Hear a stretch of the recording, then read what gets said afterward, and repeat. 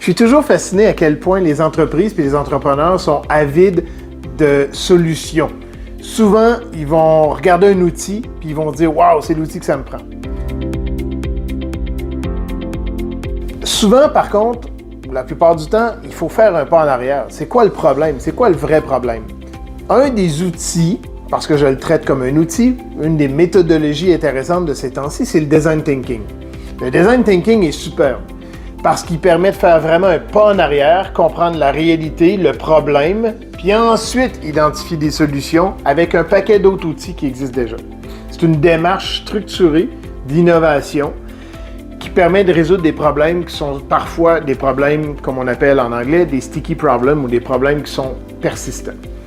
Le problème que je vois, c'est que souvent les entreprises disent « Ah, on va faire du design thinking » ou « Ah, on va faire… » C'est pas la meilleure façon d'utiliser cette technologie-là ou cette méthodologie-là. La meilleure façon, c'est de l'intégrer dans vos pratiques.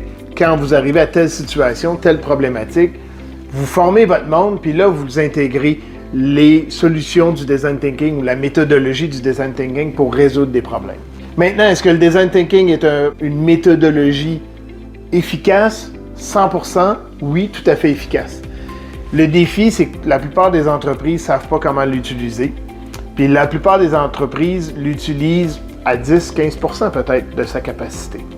Donc, nous, on voit ça comme un coffre à outils dans lequel, face à telle problématique, on utilise tel outil. Face à telle autre problématique, on utilise tel autre outil.